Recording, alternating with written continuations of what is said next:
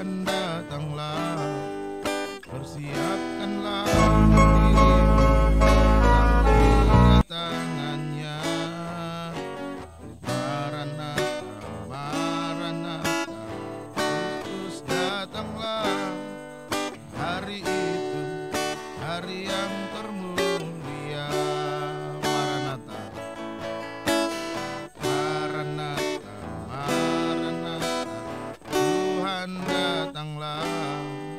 Persiapkanlah dirimu sambut kedatangannya. Maranatha, Maranatha, Kristus datanglah. Hari itu, hari yang termulia. Haleluya, Tuhan datanglah dalam kemuliaannya. Bersama para tebusan sambutlah dia Raja. Segala suku, kaum dan bahasa nyanyi sembah Sang Raja. Ya Yesus, Maranatha datanglah. Maranatha, Maranatha, Maranatha, Tuhan datanglah. Persiapkanlah dirimu sambut kedatangannya. Maranatha, Maranatha, Kristus datanglah. Hari itu, hari yang termulia. Haleluya, Tuhan datanglah dalam kemuliaannya. Bersama para tebusan sambutlah dia Raja. Segala suku, kaum dan bahasa nyanyi sembah Sang Raja. Ya Yesus, Maranatha datanglah. Haleluya, haleluya, Tuhan datanglah dalam kemuliaannya. Bersama para tebusan sambutlah dia Raja. Segala suku, kaum dan bahasa nyanyi sembah Sang Raja. Ya Yesus, Maranatha datanglah. Segala suku kita menyembah Tuhan. Segala suku, kaum dan bahasa nyanyi sembah Sang Raja. Ya Yesus, Maranatha dan segala suku, kaum dan bahasa. Segala suku, kaum dan bahasa nyanyi sembah Sang Raja. Ya Yesus, Maranatha datanglah. Haleluya, haleluya, haleluya, haleluya, haleluya, haleluya, haleluya. Yesus, haleluya, haleluya, haleluya. Yesus, haleluya, haleluya, haleluya, haleluya. Yesus, haleluya, haleluya, haleluya, haleluya, haleluya. Yesus, haleluya, haleluya, haleluya. Yesus, haleluya, haleluya. Yesus, haleluya, haleluya, haleluya. Oh, haleluya, haleluya.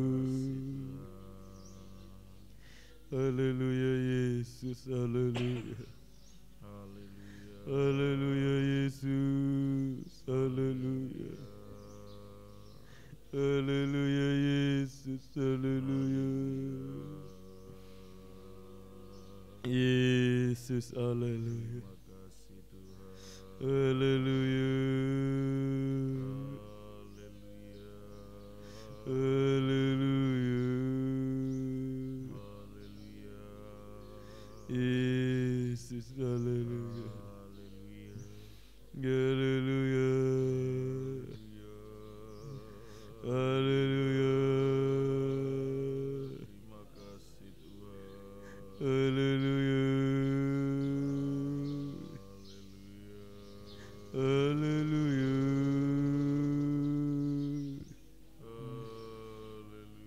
Yesus, haleluya. Haleluya. Haleluya. Haleluya. Yesus, haleluya. Oh, haleluya Yesus, haleluya. Haleluya. Haleluya. Yesus, haleluya. Yesus, haleluya. Yesus, haleluya. Yesus, haleluya. Haleluya. Haleluya. Haleluya. Yesus, haleluya. Haleluya. Yesus, haleluya. Yesus, haleluya. Yesus, haleluya. Yesus, haleluya. Oh, haleluya, haleluya. Yesus, haleluya, haleluya. Yesus, haleluya, haleluya. Haleluya, haleluya. Haleluya, haleluya. Engkau baik bagi kami Tuhan. Haleluya, haleluya. Haleluya, haleluya. Yesus, haleluya, haleluya. Haleluya, haleluya. Haleluya, haleluya. Yesus, haleluya, haleluya. Haleluya, haleluya. Yesus, haleluya. Haleluya, haleluya. Yesus, haleluya, haleluya. Haleluya, haleluya. Yesus, haleluya. Haleluya, haleluya. Haleluya, haleluya. Yesus, haleluya, haleluya. Haleluya, haleluya. Haleluya, haleluya. Yesus, haleluya. Oh, Yesus, haleluya. Haleluya. Yesus, haleluya, haleluya. Haleluya, haleluya. Haleluya, haleluya. Haleluya, haleluya. Kami menyembahmu Tuhan. Haleluya, haleluya. Haleluya, haleluya. Yesus, haleluya. Oh, haleluya, haleluya. Haleluya, haleluya. Haleluya. Haleluya, haleluya. Haleluya, haleluya. Yesus, haleluya. Haleluya, haleluya. Yesus, haleluya. Haleluya, haleluya. Yesus, haleluya. Haleluya, haleluya. Yesus, Engkau baik. Haleluya, haleluya. Yesus, haleluya. Terima kasih Tuhan, Engkau baik bagi kami. Terima kasih Tuhan.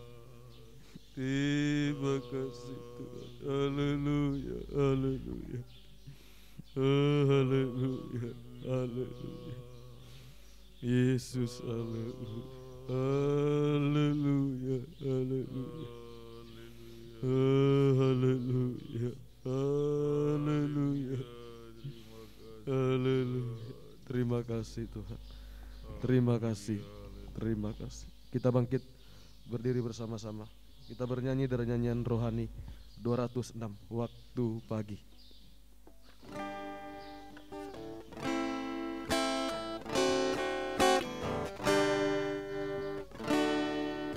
Waktu pagi ku datang lagi, ku bersimpuh di hadirat-Mu.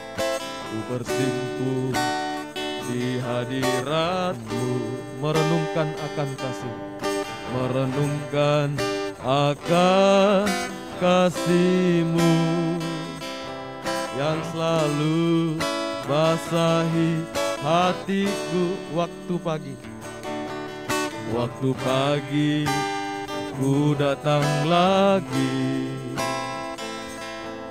ku bersimpuh di hadirat-Mu, merenungkan akan kasih-Mu yang beri kedamaian dalam hidup. Kan ku nikmati, kan ku nikmati kebesaran-Mu, kan ku nikmati keagungan-Mu. Ku sembah Engkau Yesus Tuhanku, Engkau Allahku, ya Raja. Kor kita angkat tangan kanan kepada Tuhan. Kan ku nikmati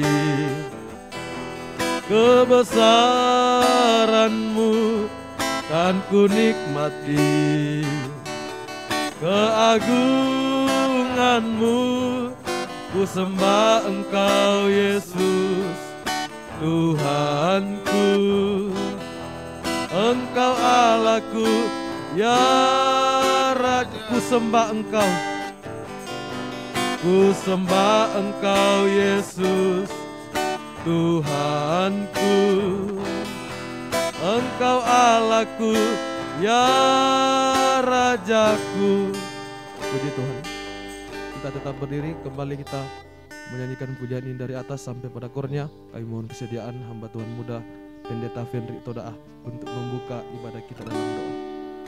Waktu pagi ku datang lagi,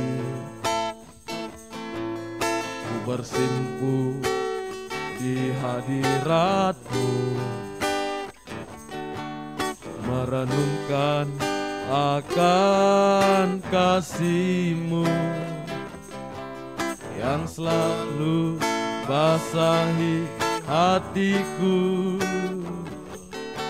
Waktu pagi ku datang lagi, bersimpu di hadirat-Mu, merenungkan akan kasih-Mu yang beri kedamaian dalam hidup. Korkan ku nikmati, kita angkat tangan kanan kepada kan ku nikmati kebesaran-Mu, kan ku nikmati keagungan-Mu, ku sembah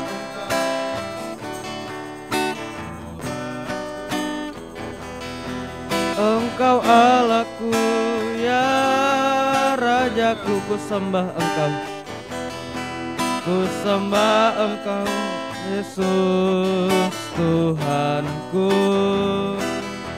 Engkau Allahku, ya Rajaku. Haleluya, haleluya. Inilah suatu pengakuan kami Tuhan, bahwa kami hanya menyembah Engkau, Allah yang selalu baik, yang selalu menyatakan kemurahan-Nya yang begitu besar atas kehidupan kami. Terbukti pada saat pagi yang indah ini, kami masih diberi kesempatan untuk bisa beribadah melayani Tuhan. Ini merupakan suatu sukacita yang besar bagi kehidupan kami Tuhan, karena kami mendapatkan kesempatan untuk senantiasa dibaharui, disucikan, supaya kehidupan kami layak menyambut kedatangan-Mu pada kali yang kedua. Kami menyerahkan ibadah pelayanan kami ke dalam tangan belas kasihan-Mu. Biarlah mulai dari awal, pertengahan, sampai pada akhirnya Tuhan turut campur tangan dalam ibadah pelayanan kami. Tuhan tampil sebagai imam besar agung untuk mengerjakan pelayanan pendamaian dan penyucian, serta mengurapi kami semua, baik kami yang ada di tempat ini, juga umat Tuhan yang mengikuti ibadah ini secara online dimanapun mereka berada. Biarlah sukacita surga yang sama, urapan Roh Kudus yang sama boleh kami rasakan senantiasa, sehingga kehidupan kami, ibadah pelayanan kami berkenan di hadapan-Mu Tuhan. Terima kasih Tuhan, terima kasih mengurapi mulai dari pelayan-pelayan-Mu yang mengambil bagian dalam ibadah pelayanan saat pagi hari ini Tuhan, mulai dari pimpinan puji-pujian, pemain musik, singer yang mengoperasikan laptop, tepukan tangan kami, bahkan pujian-pujian yang kami persembahkan semua untuk hormat kemuliaan bagi nama-Mu Tuhan. Sampai kepada hamba-Mu sebentar yang akan menyerahkan kebesaran firman-Mu Tuhan. Tolong Tuhan urapi hamba-Mu, bukakan selalu rahasia firman-Mu Tuhan. Terima kasih Tuhan, terima kasih segala pekerjaan kuasa iblis setan apapun bentuknya, dengan bersahati kami mau panggil nama-Mu yang berkuasa. Kami hancurkan pekerjaan kuasa iblis setan, yaitu dalam nama Yesus, darah Yesus berkuasa. Biar senantiasa kemenangan dari Tuhan serta kebebasan Roh Kudus menjadi bahagian kami. Gereja-gereja lain yang pada jam yang sama beribadah kepada Engkau, biarlah Tuhan memberkati sebagaimana Tuhan memberkati kami. Kerinduan kami bersama, persatukan kami dalam satu firman pengajaran yang benar, membawa kami semua masuk dalam kesatuan tubuh Kristus yang sempurna, dan Engkau segera datang kembali. Kami buka dan tabiskan ibadah pelayanan kami dalam nama Tuhan Yesus Kristus. Haleluya, amin. Silakan duduk kembali.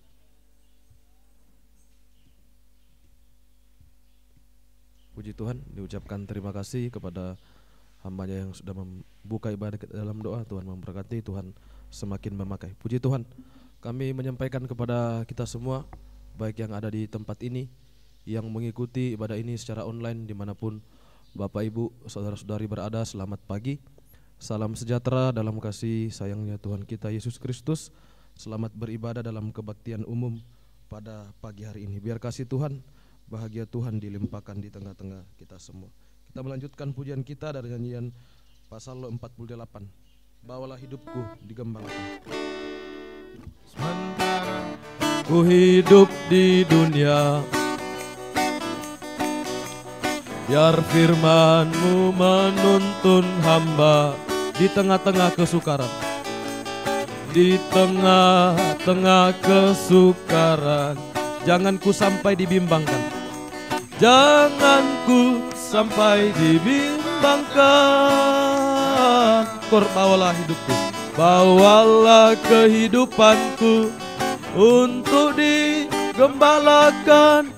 Jangan biarkan ku mengembara,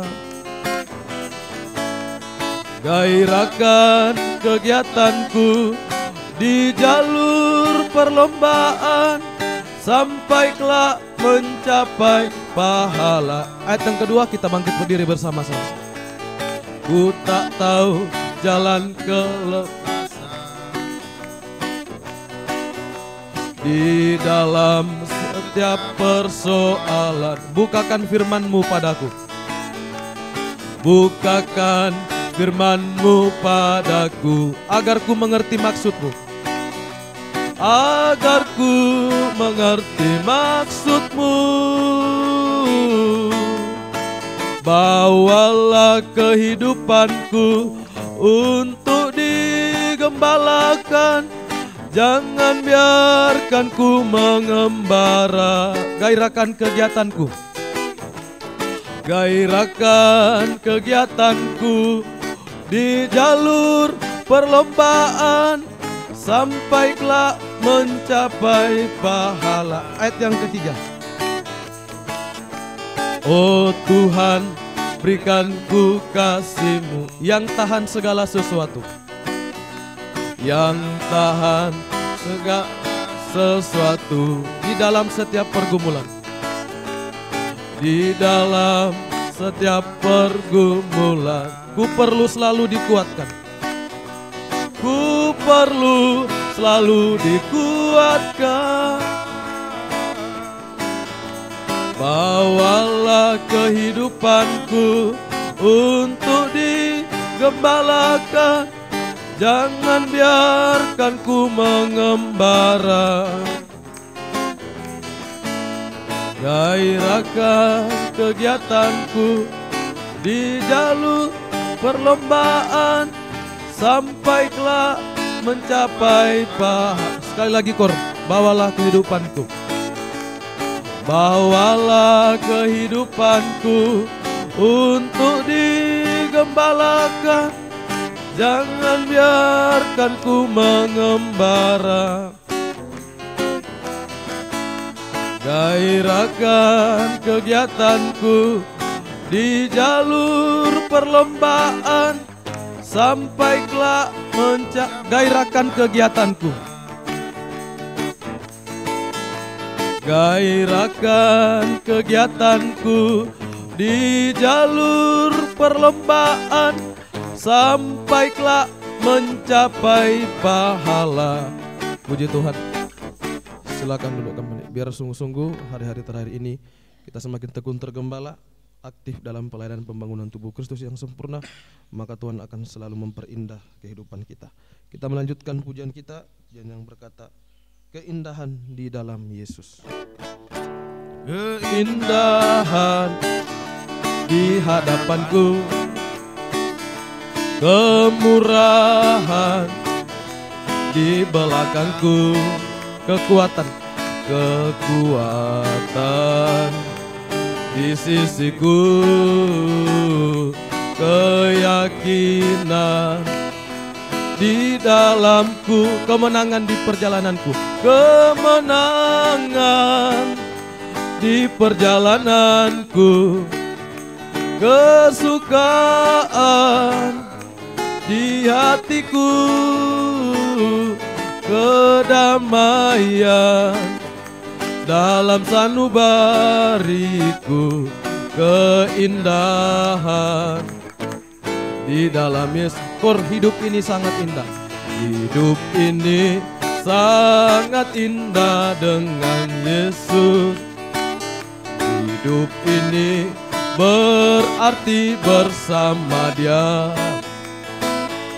Hidup ini tambah manis setiap hari karena Yesus menuntun hidupku. Puji Tuhan. Kita masih menyanyikan pujian ini dari atas, dan saya sampai pada kurnya saya mempersilakan sangkur untuk mempersembahkan pujiannya kepada Tuhan. Keindahan di dalam Yesus. Kita bangkit berdiri bersama-sama. Di hadapanku, kemurahan di belakangku, kekuatan di sisiku, kekuatan di sisiku, keyakinan di dalamku, kemenangan di perjalananku, kemenangan di perjalanan, kesukaan di hatiku, kesukaan di hatiku, kedamaian dalam sanubariku, keindahan di dalam Yesus. Hidup ini sangat indah, hidup ini sangat indah dengan Yesus. Hidup ini berarti, hidup ini berarti bersama Dia. Hidup ini tambah manis setiap hari, hidup ini tambah manis setiap hari karena Yesus. Karena Yesus menuntun hidupku. Puji Tuhan, silakan duduk kembali.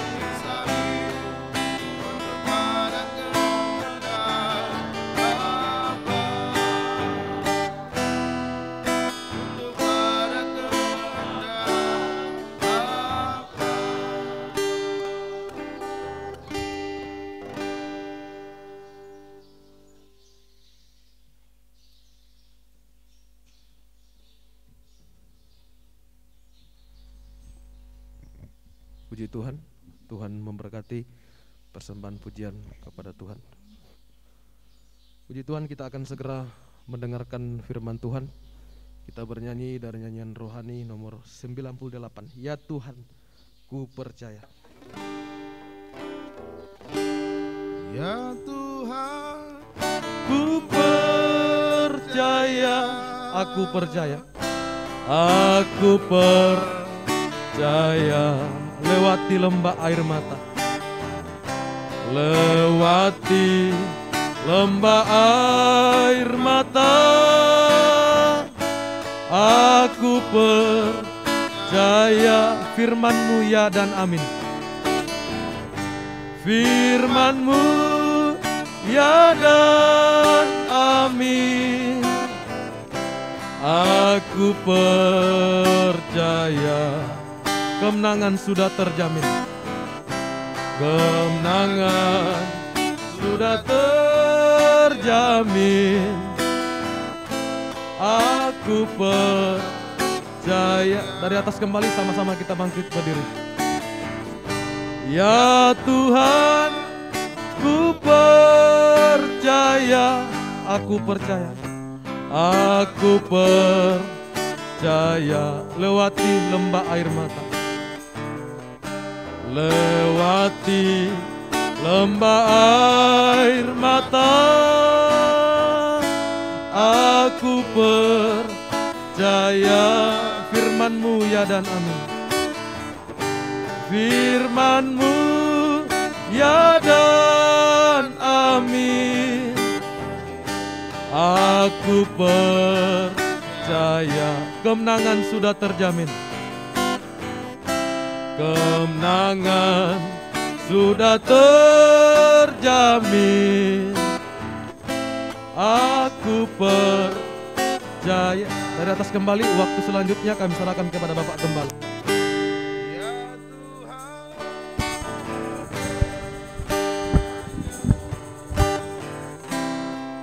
aku percaya. Lewati lembah air mata, aku percaya.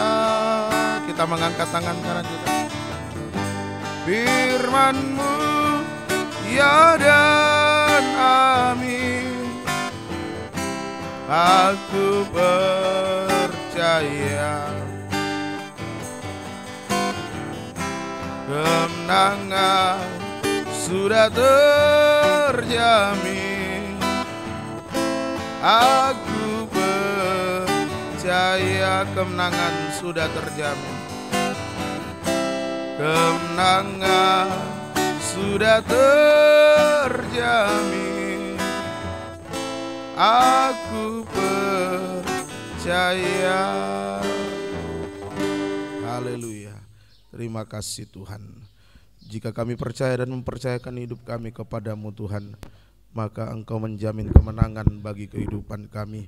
Itu sebabnya kami bersyukur kalau pada pagi hari ini masih diberikan waktu kesempatan untuk kami datang beribadah melayani Engkau, untuk bersekutu dengan pribadi Tuhan, menikmati firman-Mu Tuhan. Sebab hanya di dalam firman-Mu ada kuasa penyucian, kuasa pembaharuan bagi kehidupan kami, dan juga kuasa kemenangan dalam setiap pergumulan yang kami hadapi. Sehingga kami tidak ragu untuk mengangkat kedua tangan kami, karena kami yakin firman dalam urapan Roh Kudus adalah uluran dua tangan Tuhan bagi kami semua. Terima kasih Tuhan. Mohon kemurahan-Mu, belas kasihan-Mu bagi kami semua. Urapi hamba-Mu untuk mampu menyampaikan firman dengan baik, dengan benar, dengan murni sesuai kehendak dan kasih sayang Tuhan. Biar apa yang sudah dikerjakan itu yang diajarkan, sehingga tidak menjadi penipu di tengah-tengah sidang jemaat-Mu. Dan juga urapi seluruh umat-Mu bisa mendengarkan firman dengan suatu kebutuhan. Kami boleh mengerti, percaya akan firman-Mu, serta mampukan kami bisa melakukan, mempraktekkan firman-Mu Tuhan. Untuk segala pekerjaan iblis setan yang masih mau mengganggu kehidupan kami saat kami mendengarkan firman Tuhan, lewat roh ngantuk, pikiran mengembara, kekerasan hati, roh-roh jahat, roh najis, kami perintahkan semuanya, yaitu di dalam nama Tuhan Yesus pergi. Darah Yesus yang berkuasa memberikan kemenangan bagi kami sekalian. Terpuji nama-Mu Tuhan. Tuhan tolong kami semua, kuasai kami semua, berikan kerendahan hati, berikan hati yang lemah lembut. Kami boleh menikmati setiap perkataan firman-Mu Tuhan. Dengan segala kerendahan hati dan kesederhanaan kami sambut terima kebesaran firman-Mu di dalam nama Tuhan Yesus Kristus. Kami berdoa dan mengucap syukur. Haleluya. Amin. Silakan duduk.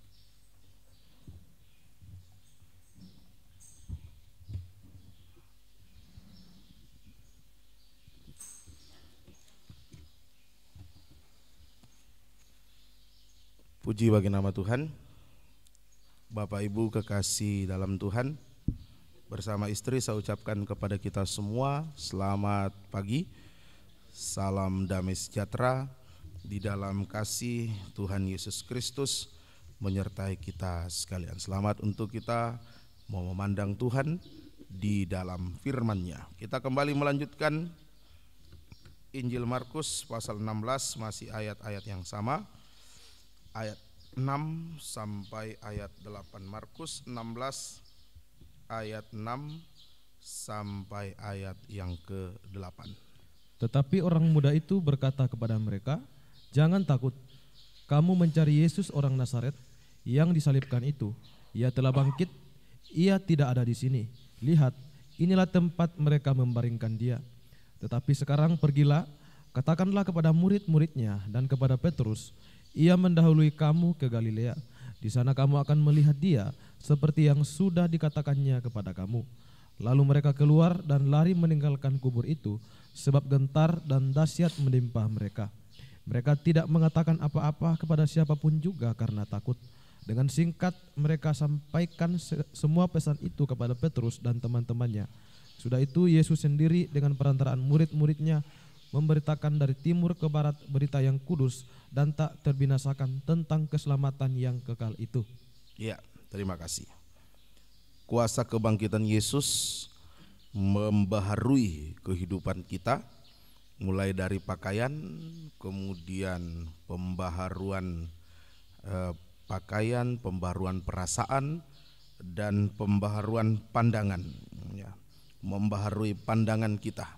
Ya, dari pandangan daging, yaitu pandangan yang hanya tertuju pada perkara jasmani, hanya mencari perkara jasmani yang enak bagi daging, dibaharui menjadi pandangan rohani, yaitu mencari Yesus yang disalibkan. Ya, mencari Yesus yang disalibkan. Ini sama dengan pandangan salib. Ya, inilah kehidupan yang mengalami kuasa kebangkitan Yesus. Pandangannya adalah pandangan salib, hanya mencari Yesus yang disalibkan. Nah, dan ada 3 hal yang kita dapatkan jika mencari Yesus yang disalibkan. Ya, kalau pandangan kita pandangan yang rohani, ya, ada 3 hal yang kita dapatkan jika mencari Yesus yang disalibkan. Yang pertama, di ayat 6 dikatakan, jangan takut, Yesus telah bangkit. Nah, jangan takut, Yesus telah bangkit. Nah, ini adalah bahasa penghiburan. Bahasa penghiburan. Ini yang pertama yang kita terima kalau kita mencari Yesus yang disalibkan. Ada bahasa penghiburan. Nah, kemudian yang kedua di ayat yang ke-7 dikatakan di situ pergilah. Pergilah. Nah, pergilah ini berarti ya ada kemajuan rohani. Itu yang kedua. Rohani maju. Pergilah itu sama dengan rohani maju. Nah, rohani maju ini yang kedua yang kita dapatkan. Dan yang ketiga di ayat 8, dipercayakan berita kudus yang tak terbinasakan. Dipercayakan berita kudus yang tak terbinasakan. Inilah 3 yang kita dapatkan kalau kita mencari Yesus yang disalibkan. Kalau pandangan kita pandangan yang rohani. Pertama ada bahasa penghiburan, yang kedua rohani maju, yang ketiga dipercayakan berita kudus yang tak terbinasakan. Kita membahas poin yang pertama. Nah, apa isi dari bahasa penghiburan? Kita membaca kitab Nabi Yesaya pasal 40. Yesaya 40 ayat 1 dan ayat 2. Nah, ini isi bahasa penghiburan dari Tuhan. Yesaya 40 ayat 1 dan ayat 2. Hiburkanlah, hiburkanlah umatku. Demikian firman Allah. Iya, hiburkan umatku. Ayat 2. Tenangkanlah hati Yerusalem dan serukanlah kepadanya bahwa perhambaannya sudah berakhir, bahwa kesalahannya telah diampuni, sebab ia telah menerima hukuman dari tangan Tuhan 2 kali lipat karena segala dosanya. Iya, ini dikatakan penghambaan sudah berakhir.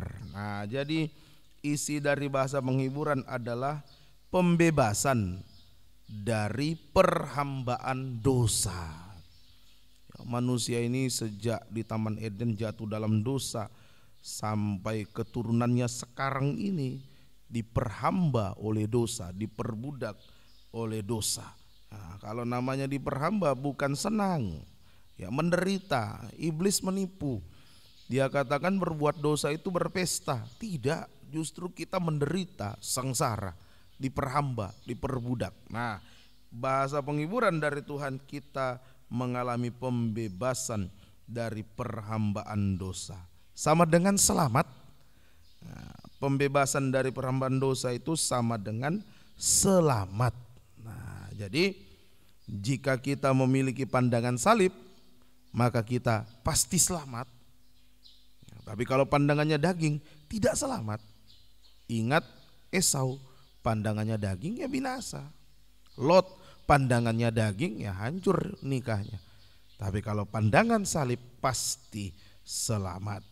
Tanda-tanda selamat. Nah, kita raba apakah kita ini betul-betul sudah selamat, sudah bebas dari perhambaan dosa. Ya, tanda-tanda selamat yang pertama, percaya Yesus sebagai satu-satunya juru selamat. Nanti boleh dibaca Kisah Rasul 2 ayat 36 sampai 40. Nah, percaya Yesus sebagai satu-satunya juru selamat atau iman kepada Yesus lewat mendengar firman dalam urapan Roh Kudus. Ya, kita beriman lewat mendengar firman, bukan iman karena melihat, tapi iman karena mendengar firman dalam urapan Roh Kudus. Nah, setelah beriman, hati percaya, lanjutkan tanda selamat yang kedua, bertobat. Atau sama dengan mati terhadap dosa. Nah, dosa ini yang membuat tidak selamat. Nah, kita bertobat, mati terhadap dosa. Sesudah mati terhadap dosa, mau diapakan? Orang mati harus dikubur. Nah, tanda selamat yang ketiga, masuk kuburan, baptisan air yang benar. Ya, kita masuk kuburan, baptisan air yang benar. Ya. Ya, itu untuk bangkit bersama Yesus. Kalau kuburannya benar, baptisannya benar, akan bangkit bersama dengan Yesus. Bangkit dalam hidup yang baru. Ya, bangkit bersama Yesus, bangkit dalam hidup yang baru, yaitu mengalami baptisan Roh Kudus. Itu hidup baru. Mengalami baptisan Roh Kudus. Kita mengalami baptisan Roh Kudus, roh kebenaran. Nah, sehingga kita bisa hidup benar dalam segala hal. Nah, inilah tanda selamat. Kalau disimpulkan, tanda selamat adalah benar, hidup benar di dalam segala hal. Dulu sebelum kita selamat, kita adalah hamba dosa. Nah, sesudah selamat, kita adalah hamba kebenaran. Nah, bukan lagi hamba dosa, tapi hamba kebenaran. Dulu yang kita lakukan untuk berbuat dosa, sekarang kita lakukan untuk kebenaran. Nah, itulah pandangan salib. Ya, kita baca Roma 6 ayat 17 sampai 23. Roma 6 ayat 17 sampai 23. Tetapi syukurlah kepada Allah, dahulu memang kamu hamba dosa, tetapi sekarang kamu dengan segenap hati telah mentaati pengajaran yang telah diteruskan kepadamu. Kamu telah dimerdekakan dari dosa dan menjadi hamba kebenaran. Aku mengatakan hal ini secara manusia, karena kelemahan kamu. Sebab sama seperti kamu telah menyerahkan anggota-anggota tubuhmu menjadi hamba kecemaran dan kedurhakaan yang membawa kamu kepada kedurhakaan, demikian hal kamu sekarang harus menyerahkan anggota-anggota tubuhmu menjadi hamba kebenaran yang membawa kamu kepada pengudusan. Sebab waktu kamu hamba dosa, kamu bebas dari kebenaran, dan buah apakah yang kamu petik daripadanya? Semuanya itu menyebabkan kamu merasa malu sekarang, karena kesudahan semuanya itu ialah kematian. Tetapi sekarang setelah kamu dimerdekakan dari dosa dan setelah kamu menjadi hamba Allah, kamu beroleh buah yang membawa kamu kepada pengudusan, dan sebagai kesudahannya ialah hidup yang kekal. Sebab upah dosa ialah maut, tetapi karunia Allah ialah hidup yang kekal dalam Kristus Yesus Tuhan kita.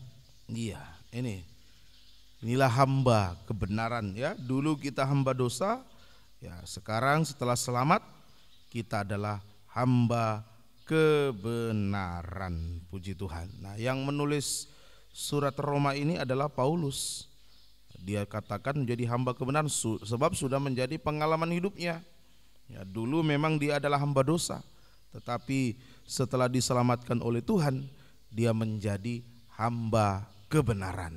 Nah, ini kita belajar sekarang menjadi hamba kebenaran itu bagaimana. Kita pelajari dari pribadi Paulus.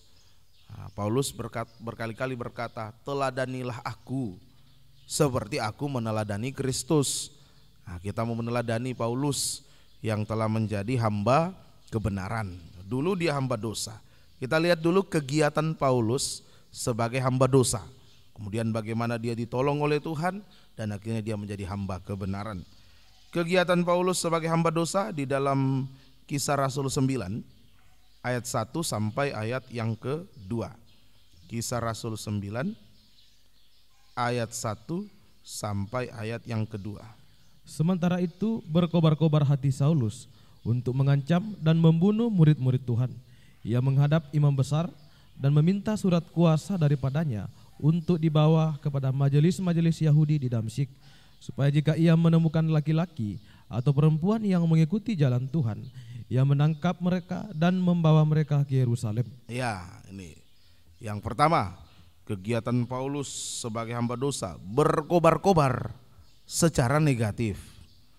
Nah, seharusnya kita berkobar-kobar dalam ibadah pelayanan, berkobar-kobar mendengar firman. Nah, ini Paulus berkobar-kobar secara negatif.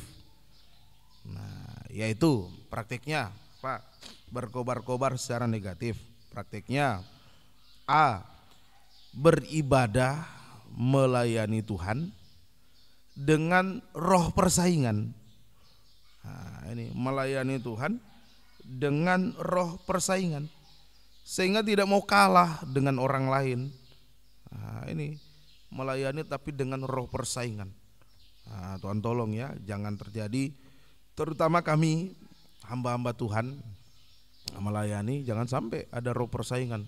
Merasa tersaingi, ini pengerja khotbahnya lebih bagus dari saya ini, tersaing nanti, jangan-jangan nanti dia jemaat senang, dia jadi gembala, saya dicungkil, disingkirkan, bahaya ini, kalau begitu ini pengerja singkirkan memang. Ini melayani dengan roh persaingan. Dulu saya ingat almarhum Bapak Gembala pernah berkata kepada satu hamba Tuhan, sampai dia tunjuk kepalanya, beliau tunjuk kepalanya, kalau masih ada yang botak ini, Papa tunjuk, kalau masih ada yang botak ini, kamu jangan coba-coba bersaing. Nah, itu mau bersaing, dia dipakai, saya juga. Nah, dia bikin sana, saya bikin juga KKR di sini. Tapi bukan murni untuk memberitakan firman, mau bersaing, mau tunjukkan hebat siapa yang hebat. Nah, ini salah. Berkobar-kobar melayani tapi mau bersaing. Nah, saya lebih hebat, saya lebih bagus dari dia, saya lebih bagus. Nah, jangan ya, itu tidak bagus. Itu praktik pertama atau A. Nah, kemudian B, praktik B, tidak mau mengakui pemakaian Tuhan kepada orang lain. Nah, tidak mau mengakui pemakaian Tuhan kepada orang lain. Nah, seperti siapa? Korah, Datan dan Abiram. Apakah Tuhan hanya bicara dengan kamu mengangkat-ngangkat diri, cukup Musa, kamu mengangkat-ngangkat diri. Nah, kami juga dipakai, sama juga pernah Harun dan Miriam mengata-ngatai Musa. merasa mereka juga dipakai. Nah, ini tidak mau mengakui pemakaian Tuhan kepada orang lain. Kalau yang muda kepada yang tua, melihat yang tua dipakai, yang muda ya bisa menerima. Tapi kadangkala yang banyak terjadi, kalau yang muda lebih dipakai, yang tua sulit menerima. Tidak bisa menerima pemakaian Tuhan kepada orang lain. Kamu masih muda, tahu apa? Belum tentu yang tua lebih tahu. Kalau yang tua tidak sungguh-sungguh, yang muda sungguh-sungguh ya dia lebih dipakai. Jadi ini tidak mau mengakui pemakaian Tuhan kepada orang lain. C, praktik C, mengandalkan kekuatan sendiri dalam melayani. Berkobar-kobar tapi mengandalkan kekuatan sendiri di dalam melayani Tuhan. Sehingga apa? Kalau sudah mengandalkan kekuatan sendiri sehingga mudah bangga. Sudah dipakai, oh ya saya puasa ini. Karena saya puasa 3 hari 3 malam, makanya pemakaian Tuhan luar biasa. Nah ini mudah bangga, mudah sombong, atau mudah kecewa. Mudah bangga, mudah sombong, atau mudah kecewa. Nah, kalau mungkin pas dia melayani ada yang mencibir, masa begitu pelayanannya, kecewa, down, cepat down, mudah kecewa. Itu kegiatan Paulus sebagai hamba dosa. Kelihatan seperti benar, melayani tapi ada roh persaingan, melayani tapi tidak mau mengakui pemakaian Tuhan kepada orang lain, melayani dengan kekuatan sendiri, kekuatan dagingnya, sehingga mudah bangga, sombong, atau kecewa. Nah, kegiatan Paulus yang kedua sebagai hamba dosa yaitu banyak menghakimi orang lain. Banyak menghakimi orang lain karena merasa dirinya yang paling benar. Itu banyak menghakimi orang karena merasa dirinya paling benar. Dia itu memang dia itu begini. Karena dia merasa dirinya benar, tidak ada kekurangan, tidak ada salahnya. Nah, ini salah. Ini adalah praktek atau kegiatan sebagai hamba dosa. Dan kalau kita mau jujur, banyak kali juga kita lakukan seperti ini. Merasa paling benar, menghakimi orang lain. Seakan-akan orang lain itu semua jelek, hanya dia yang benar. Dalam nikah hanya dia yang benar, dalam pengembalaan hanya dia yang benar. Tuhan tolong kita. Ya, semoga jangan terjadi dalam kehidupan kita. Dan yang ketiga, kegiatan Paulus sebagai hamba dosa, 1 Timotius 1 ayat 13. 1 Timotius 1 ayat yang ke-13. Aku yang tadinya seorang penghujat dan seorang penganiaya dan seorang ganas, tetapi aku telah dikasihaninya karena semuanya itu telah kulakukan tanpa pengetahuan, yaitu di luar iman. Iya, ini yang ketiga, orang yang ganas terhadap murid-murid Tuhan. Orang yang ganas terhadap murid-murid Tuhan. Murid itu orang yang menerima pengajaran. Murid orang yang mau disucikan. Nah, ini orang yang ganas terhadap murid-murid artinya membenci penyucian. Membenci penyucian, tidak suka penyucian, dan membenci orang-orang yang mau disucikan oleh firman pengajaran yang benar. Dirinya tidak mau disucikan, melihat orang disucikan dia benci. Sok suci kamu, memangnya cuma kamu yang masuk surga, dan lain sebagainya. Macam-macam diomongi. Ini membenci. Kalau sudah ada kebencian pasti memfitnah. Kemudian tadi penghujat, menghujat. Itu kalau sudah ada kebencian pasti memfitnah, pasti menghujat. Menghujat. Yang menghujat ini yang benar dibilang salah, yang salah dibilang benar. Nah, itu menghujat. Nah, ini saya kemarin dapat berkat lagi, dihujat lagi, terima kasih. Terima kasih. Dalam hatiku saya bikin apa sama orang itu? Tidak ada saya usik hidupnya, saya tidak ambil kopinya, saya tidak ambil gulanya, saya tidak tarik telinganya. Tidak ada saya ganggu apa-apa. Kok tiba-tiba malah hujat. Nah, terima kasih. Saya bilang sama istri, ya terima kasih. Malah istri saya bilang, ya seharusnya kita bilang sama dia, terima kasih ya, kamu sudah menambah berkat untuk saya. Ya, terima kasih. Nah, inilah orang yang kalau sudah keluar dari pengajarannya mulutnya seperti itu, tidak bisa terkontrol lagi. Semua dianggap salah, semua dia serang. Ya, sampai orang yang mau hidup suci, menjalankan hidup yang suci dianggap salah, ya, dianggap penyesat dan lain sebagainya, disuruh bertobat. Ya, kalau mau dibalik siapa yang harus bertobat? Yang bertobat siapa? Ya terima kasih saja, puji Tuhan. Nah ini akibatnya binasa, akibatnya binasa. Orang seperti ini sedang menuju kepada kebinasaan, penghukuman. Nah, syukur kepada Tuhan, Paulus ditolong. Tadinya dia hamba dosa, dapat kesempatan ditolong menjadi hamba kebenaran. Bagaimana Paulus bisa berubah dari hamba dosa menjadi hamba kebenaran? Nah, lanjutkan ayat 3 Kisah Rasul 9 tadi, ayat 3 sampai ayat 9. Nah, kita baca ayat 3 sampai ayat yang ke-9. Dalam perjalanannya ke Damsyik, ketika ia sudah dekat kota itu, tiba-tiba cahaya memancar dari langit mengelilingi dia. Ia rebah ke tanah dan kedengaranlah olehnya suatu suara yang berkata kepadanya, Saulus, Saulus, mengapakah engkau menganiaya aku? Jawab Saulus, siapakah engkau Tuhan? Katanya, aku Yesus yang kau aniaya itu. Tetapi bangunlah dan pergilah ke dalam kota, di sana akan dikatakan kepadamu apa yang harus kau perbuat. Maka termangu-mangulah teman-temannya seperjalanan, karena mereka memang mendengar suara itu, tetapi tidak melihat seorang juga pun. Saulus bangun dan berdiri, lalu membuka matanya, tetapi ia tidak dapat melihat apa-apa. Mereka harus menuntun dia masuk ke Damsyik. 3 hari lamanya ia tidak melihat, dan 3 hari lamanya ia tidak makan dan minum. Iya, terima kasih. Ini bagaimana Paulus bisa berubah dari hamba kebenaran, dari hamba dosa menjadi hamba kebenaran. Nah, di sini kita lihat Paulus melihat cahaya dari langit. Nah, ini yang membuat Paulus bisa berubah, melihat cahaya dari langit. Nah, sekarang bagi kita apa ini? Cahaya dari langit. Sekarang bagi kita yaitu mau berubah dari hamba dosa menjadi hamba kebenaran, mendengar cahaya Injil tentang kemuliaan Kristus. Mendengar cahaya Injil tentang kemuliaan Kristus sama dengan mendengar firman pengajaran yang benar, kabar mempelai. Kemuliaan Kristus yang dimaksud, Yesus akan datang kembali dalam kemuliaan sebagai raja, sebagai mempelai pria surga. Nah, ini yang kita dengar, ini yang mampu merubah kita dari hamba dosa menjadi hamba kebenaran. 2 Korintus 4, 2 Korintus pasal 4 ayat 3 sampai ayat 4.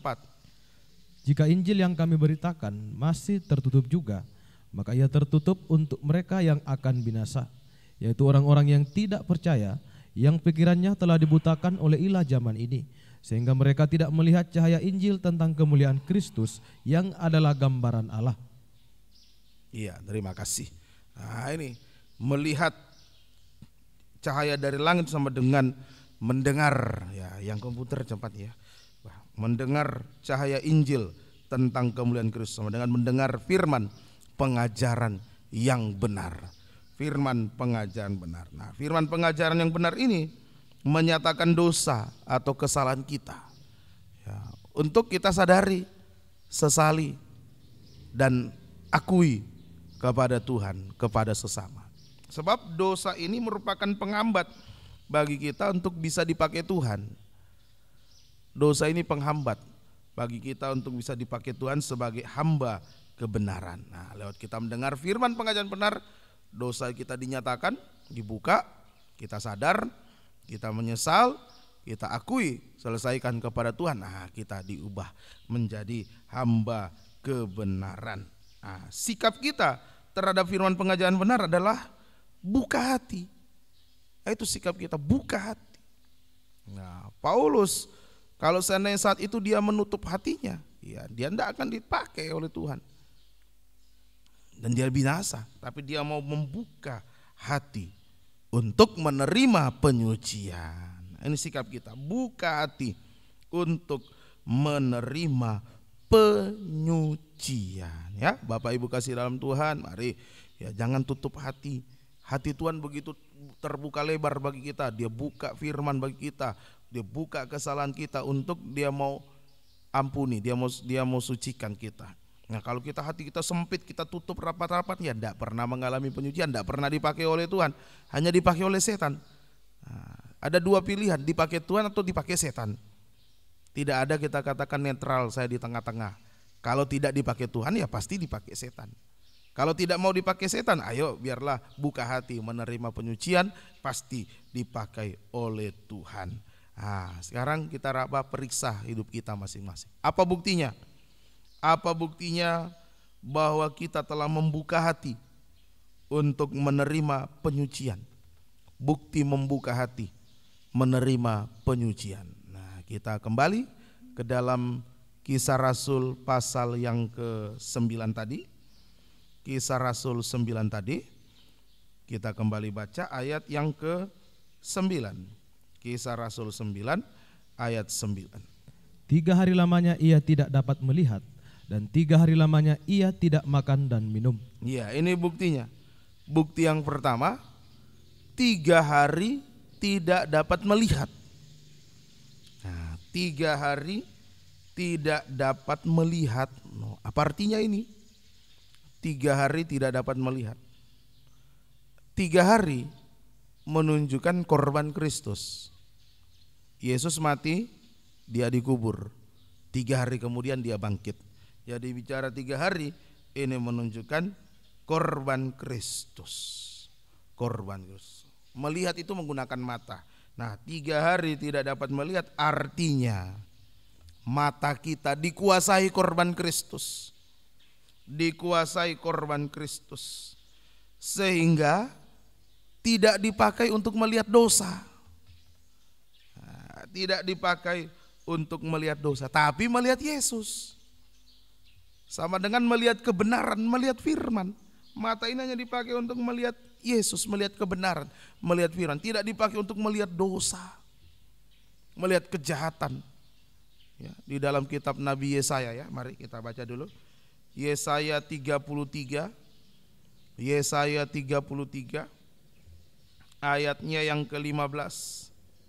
Yesaya 33 ayat 15. Orang yang hidup dalam kebenaran, yang berbicara dengan jujur, yang menolak untung hasil pemerasan, yang mengebaskan tangannya supaya jangan menerima suap, yang menutup telinganya supaya jangan mendengarkan rencana penumpahan darah, Ya. yang menutup matanya supaya jangan melihat kejahatan. Ini mata ini bukan untuk melihat dosa. Nah, kalau mata melihat dosa pasti berbuat dosa. Hawa jatuh dalam dosa karena matanya salah satu penyebab. Melihat buah yang dilarang Tuhan, sedap kelihatannya, ambillah, rasa dulu, enak tidak? Enak, kasih sama suaminya. Nah, jatuh dalam dosa. Nah, ini tidak mau melihat dosa, tapi hanya mau melihat Yesus. Yang kita lihat hanya Yesus, melihat kebenaran, melihat firman. Kata Ibrani 12, mata tertuju hanya kepada Yesus. Ayat 1 dan 2, Ibrani 12 ayat 1 dan ayat yang kedua. Ibrani pasal 12 ayat 1 dan ayat yang kedua. Karena kita mempunyai banyak saksi bagaikan awan yang mengelilingi kita. Iya, ini hidup kita ini dilihat orang loh ya.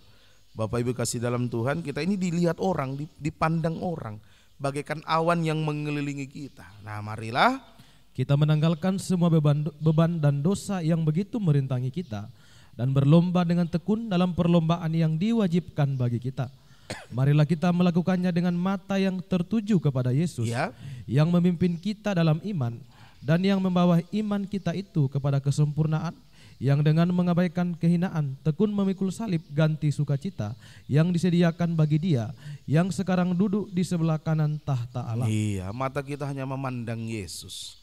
Ya, jadi orang yang membuka hati untuk menerima penyucian, jangankan berbuat dosa, melihat dosa saja dia tidak mau.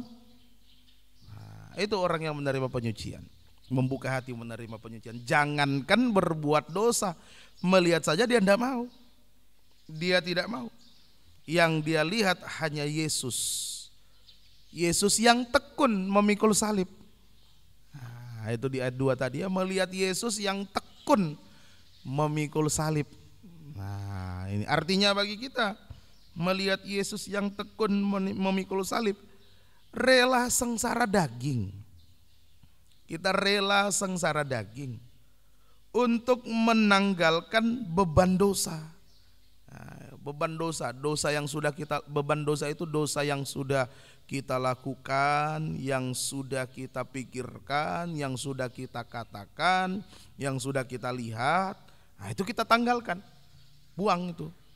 Lewat akui kepada Tuhan, akui kepada sesama. Itu memang sakit bagi daging, sengsara. Tapi kita tanggal, tidak mau lagi, saya tidak mau. Nah, itu sakit bagi daging. Dan menanggalkan atau menyingkirkan rintangan dosa di depan. Iblis itu selain dia taruh beban dosa di pundak kita, di depan kita dia taruh lagi rintangan dosa. Nah, bayangkan Bapak Ibu bagaimana keadaan orang yang sementara memikul beban berat, lalu begitu berjalan kena rintangan, kena jerat, waduh, sakitnya minta ampun kalau jatuh itu. Nah, saudara pikul beban, ada jerat di depan, puk, jatuh. Nah, sementara pikul karung beras, nah, di depan tiba-tiba ada apa ya, tumpahan minyak, waduh, memang patah-patah. Nah, itulah caranya iblis, jahatnya iblis. Nah, kita yang mau membuka hati menerima penyucian, kita lihat Yesus yang tekun memikul salib.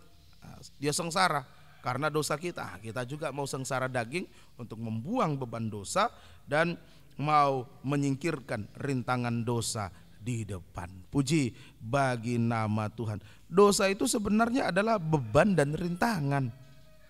Tapi heran, banyak orang Kristen, saya tidak bicara orang di luar ya, banyak orang Kristen merasa menderita, merasa sengsara kalau menyingkirkan dosa.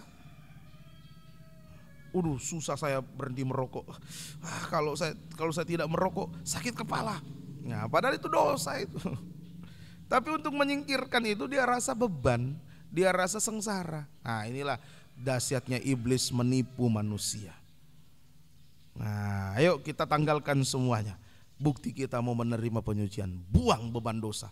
Ada jerat dosa di depan, hindari. Ya, jangan ditabrak.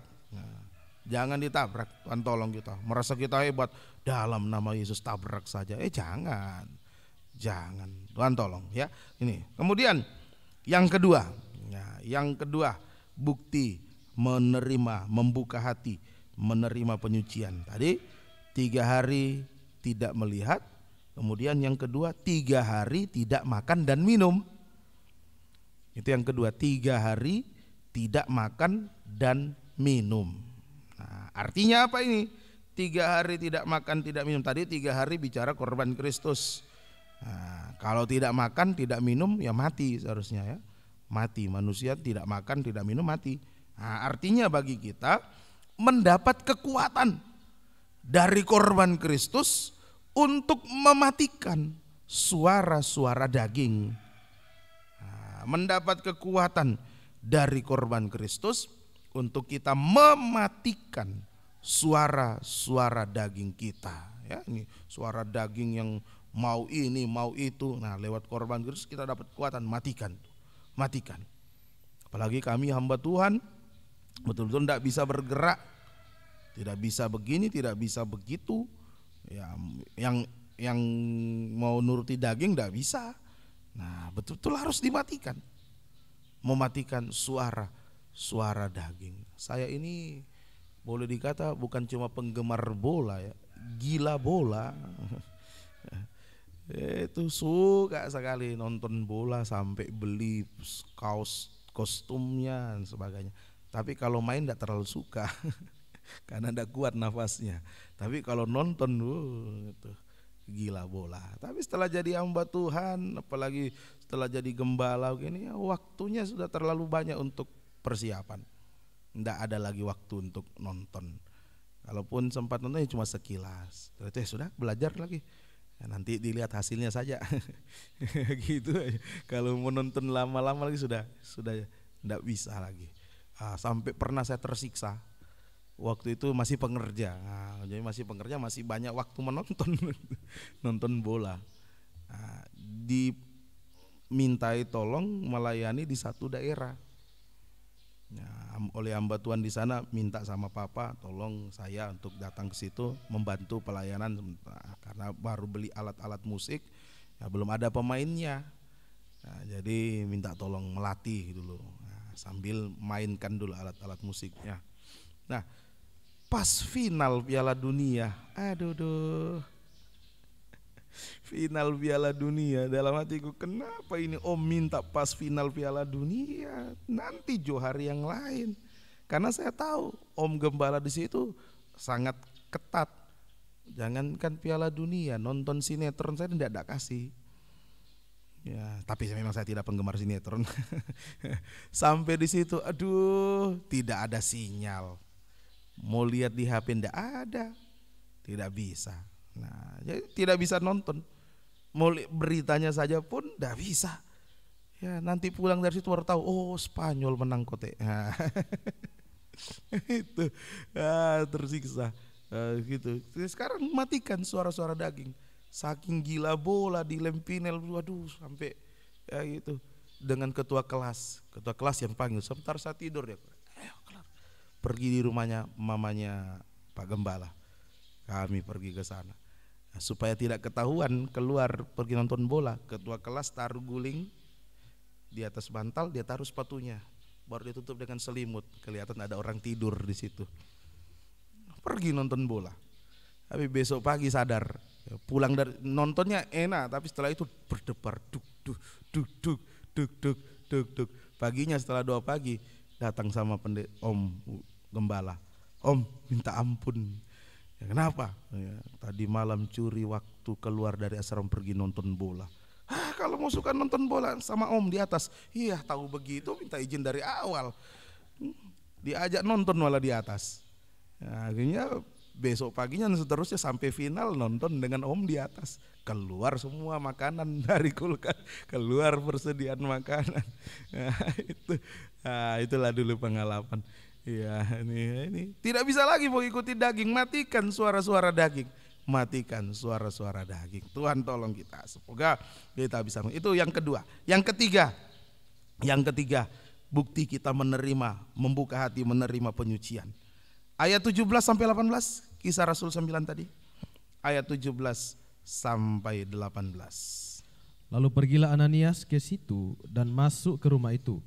Ia menumpangkan tangannya ke atas Saulus, katanya, Saulus saudaraku, Tuhan Yesus yang telah menampakkan diri kepadamu di jalan yang engkau lalui, telah menyuruh aku kepadamu, supaya engkau dapat melihat lagi dan penuh dengan Roh Kudus. Ya, dan seketika itu juga seolah-olah selaput gugur dari matanya, sehingga ia dapat melihat lagi. Ia bangun lalu dibaptis. Ini yang ketiga, memberi diri untuk masuk baptisan air yang benar dan baptisan Roh Kudus. Memberi diri ya, kita beri diri, baptisan air itu memberi diri, bukan disuruh ya. Kita yang memberi diri kita, bukan diminta, dipaksa sama gembala, sini dibaptis. Oh, masa sudah rambut putih tidak mau dibaptis? Sini. Nah, beri diri dibaptis. Ya, beri diri kita masuk baptisan air dan baptisan Roh Kudus. Sama dengan yang ketiga ini, sama dengan mengalami keubahan hidup. Itu bukti menerima penyucian, mengalami keubahan hidup. Ya, jelas orang yang disucikan pasti berubah. Nah, masa mengaku disucikan tapi tidak berubah hidupnya. Yang pukul istri tetap pukul istri, ya pasti berubah. Kalau dia sudah disucikan tidak lagi. Begitu, jangan garuk kepala tidak jadi. Istri mau bantah, tidak jadi. Nah, itu orang yang disucikan mengalami keubahan hidup, mengalami keubahan. Apa tandanya mengalami keubahan hidup? Tandanya ya, Saulus diubah namanya menjadi Paulus. Saulus, Paulus. Kalau saya bicara Paulus jadi ingat satu bapak ya, ceritanya Natoi Paulu. Jadi nah, Saulus menjadi Paulus. Tidak tahu sudah mana itu bapak itu. Paulus itu mbeimu. Nah, ayo kita diubahkan dari Saulus menjadi Paulus. Saulus artinya, Saulus ini bahasa Ibrani, artinya berkuasa dan nama besar. Oh, itu Paulus. Saulus berkuasa, nama besar. Kemudian Paulus artinya kebalikannya, kecil, tidak berarti. Itu Paulus. Kalau Saulus berkuasa, nama besar, diganti jadi Paulus. Paulus artinya kecil, tidak berarti. Nah, jadi tanda keubahan hidup adalah bisa mengecilkan diri atau merendahkan diri di hadapan Tuhan dan di hadapan sesama. Itu keubahan hidup. Bisa merendahkan diri, mengecilkan atau merendahkan diri di hadapan Tuhan dan di hadapan sesama. Tidak sombong, tidak merasa hebat. Nah, bisa merendahkan diri di hadapan Tuhan, di hadapan sesama. Pasti dipakai oleh Tuhan. Pasti. Kesombongan itu awal kejatuhan. Kalau bisa merendahkan diri, dipakai Tuhan. Pasti dipakai oleh Tuhan. Kita dicaci maki, kita diam, itu salah satu bentuk merendahkan diri, tidak balas. Nah, pasti dipakai Tuhan, dipermalukan di depan umum mungkin, kita terima, nah, pasti dipakai Tuhan. Saya bersyukur saya diperhadapkan dengan banyak pengalaman, seakan-akan dipermalukan di depan umum. Ya, tapi itu setelah saya renungkan, oh ini Tuhan izinkan terjadi. Dan hamba Tuhan yang melakukan itu kepada saya, Tuhan pakai untuk melatih saya. Saya tahu ya, beliau dipakai untuk melatih saya supaya bisa rendah diri. Ya, kalau saya mengamuk waktu itu ya enggak dipakai sudah.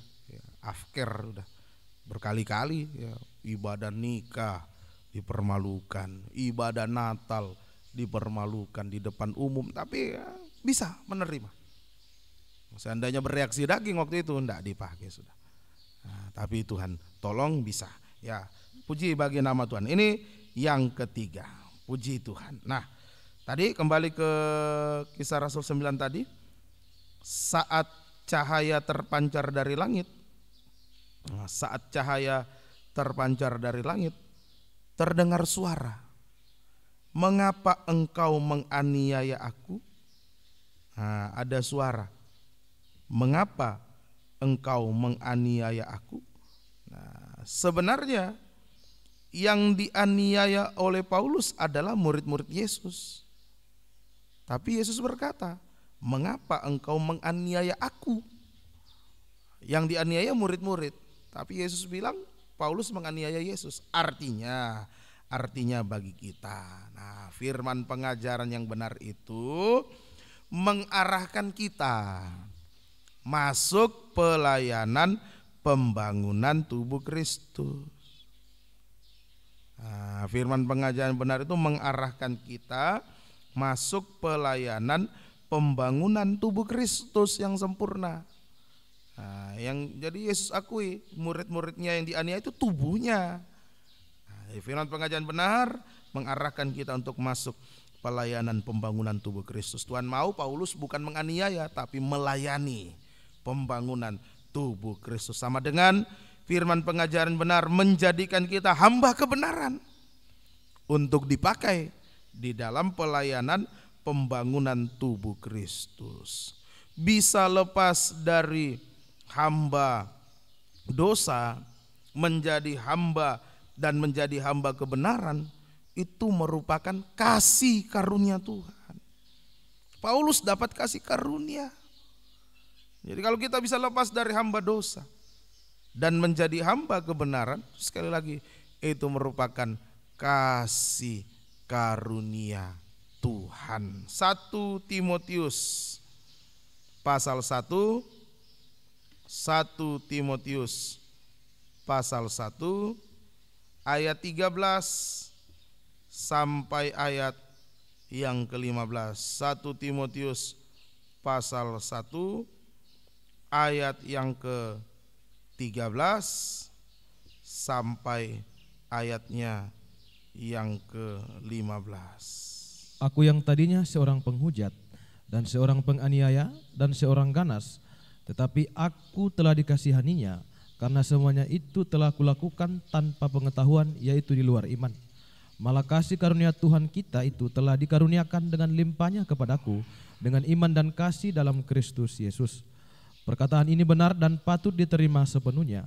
Kristus Yesus datang ke dunia untuk menyelamatkan orang berdosa, dan di antara mereka akulah yang paling berdosa. Iya, terima kasih. Nah, ini adalah kasih karunia Tuhan. Paulus mengaku orang yang paling berdosa. Diakui dia adalah orang yang paling berdosa. Nah, tapi bisa selamat oleh kasih karunia Tuhan. Nah, dia diselamatkan oleh kasih karunia Tuhan dan dipakai Tuhan. Nah, berarti ini tidak ada alasan bagi kita untuk berkata saya tidak bisa selamat. Orang yang paling berdosa saja bisa selamat dan dipakai Tuhan. Berarti semua orang berdosa bisa selamat dan dipakai Tuhan oleh kasih karunia Tuhan. Tinggal mau atau tidak, itu saja. Tergantung dari pribadi masing-masing. Orang yang paling berdosa bisa selamat dan dipakai Tuhan. Jadi semua orang bisa selamat dan dipakai Tuhan. Tinggal mau atau tidak.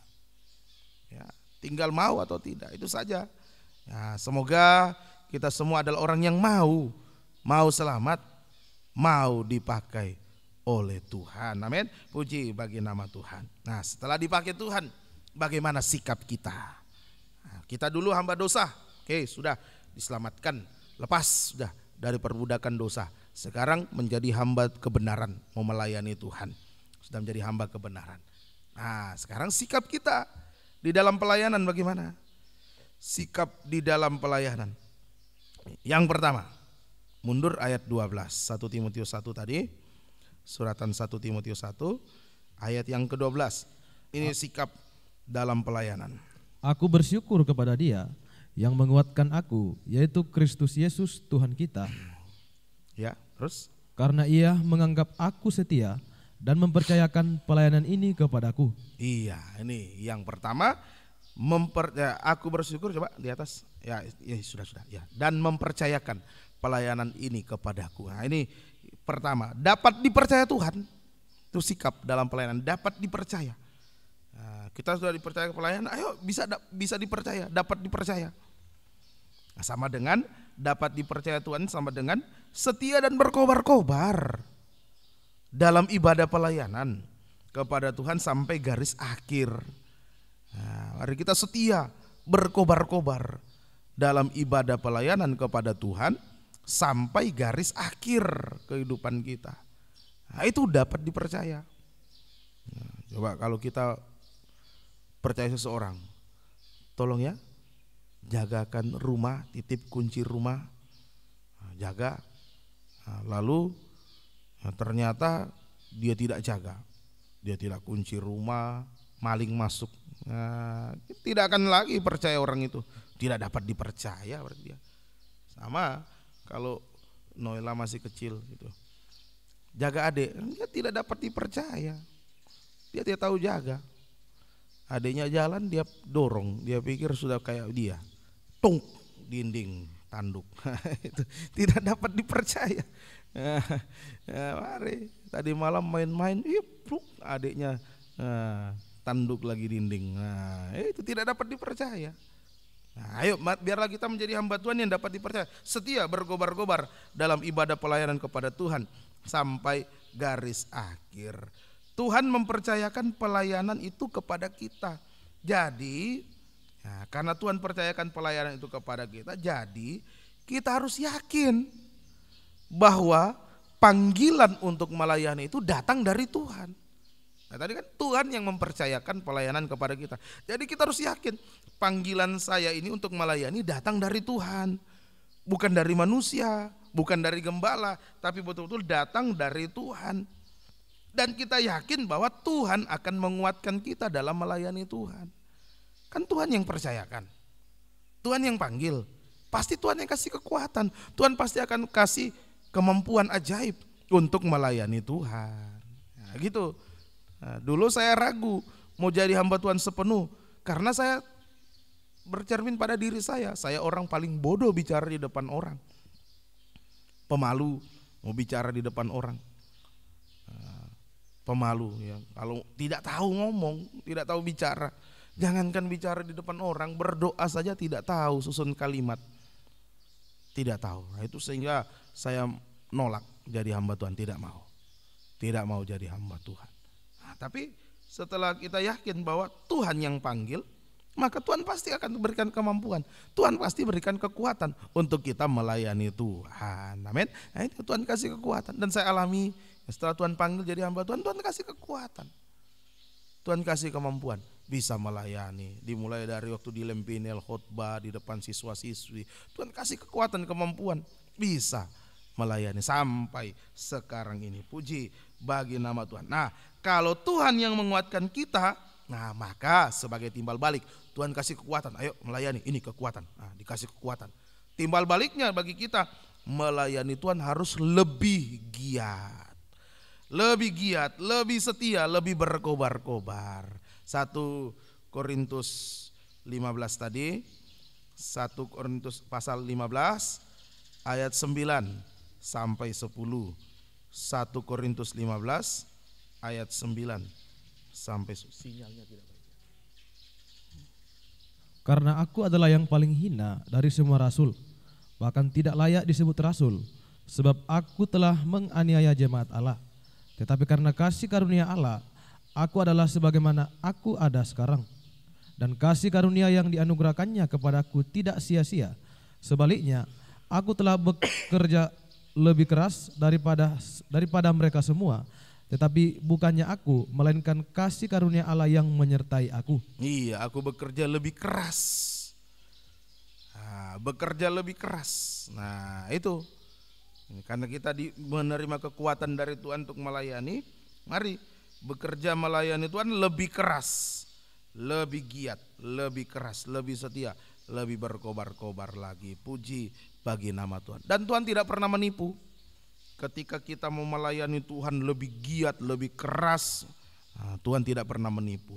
Dalam ibadah pelayanan ada janji Tuhan yang double bagi kehidupan kita. Janji yang double, yaitu janji pemeliharaan untuk hidup sekarang, kita dipelihara untuk hidup sekarang sampai hidup yang masa depan, dipelihara hidup yang akan datang masa depan sampai hidup kekal. Nah, itu janji pemeliharaan Tuhan, hidup sekarang kita dipelihara, masa depan dipelihara sampai hidup yang kekal. Nah, ini jangan ragu, Tuhan pelihara.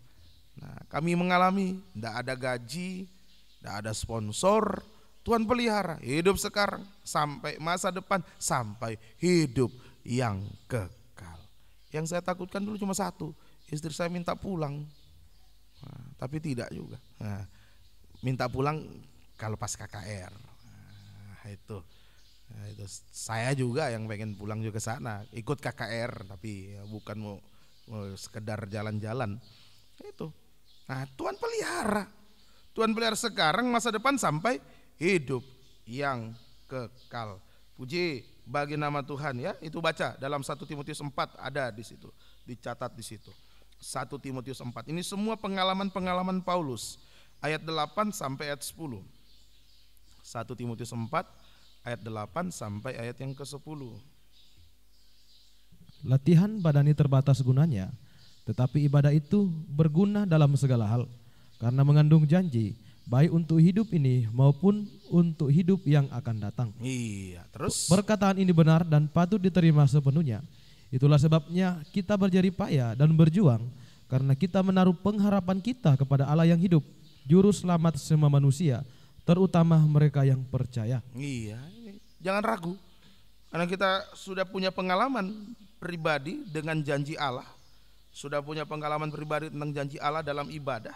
Nah, maka pasti akan memperjuangkan ibadah pelayanan lebih dari apapun di dunia ini. Ya, kita bisa memperjuangkan ibadah pelayanan lebih dari apapun di dunia ini. Puji bagi nama Tuhan. Inilah sikap dalam pelayanan. Yang pertama, sikap yang pertama dapat dipercaya Tuhan, setia, berkobar-kobar dalam ibadah pelayanan sampai garis akhir kehidupan kita. Puji Tuhan. Nah, sikap yang kedua, sikap dalam pelayanan. Bagaimana sikap kita yang kedua? 1 Timotius 1, suratan 1 Timotius 1 tadi, ayat 16-17. Tetapi justru karena itu aku dikasihani, agar dalam diriku ini sebagai orang yang paling berdosa, Yesus Kristus menunjukkan seluruh kesabarannya. Dengan demikian aku menjadi contoh bagi mereka yang kemudian percaya kepadanya dan mendapat hidup yang kekal. Hormat dan kemuliaan sampai selama-lamanya bagi Raja segala zaman, Allah yang kekal, yang tak nampak, yang esa. Amin. Iya, ini yang kedua, bisa memandang Yesus, Raja segala raja. Bisa memandang Yesus, Raja segala raja, mempelai pria surga dalam kemuliaan. Nah, lewat apa kita memandang Yesus? Lewat doa penyembahan. Bisa memandang Yesus, Raja segala raja, mempelai pria surga dalam kemuliaan, ya, lewat doa penyembahan. Nah, ini sikap yang kedua. Sikap pertama, setia berkobar-kobar, beribadah melayani Tuhan. Sikap yang kedua, tekun dalam doa penyembahan. Nah, pelayanan kita itu tidak bisa kita kerjakan tanpa penyembahan.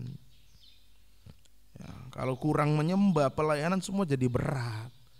Dengan menyembah itu bagaikan kita beristirahat.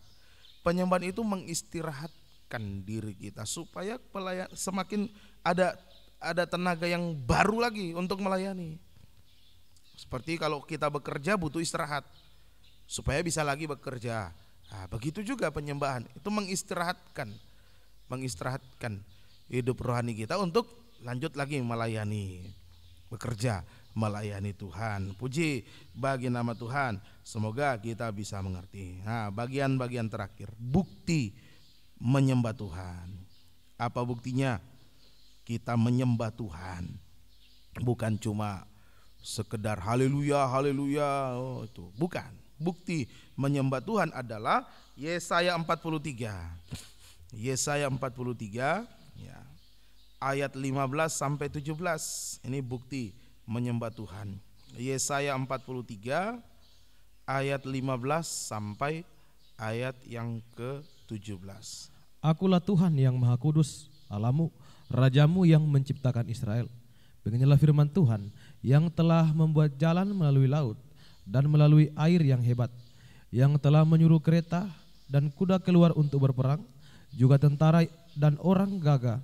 Mereka terbaring, tidak dapat bangkit, sudah mati, sudah padam sebagai sumbu.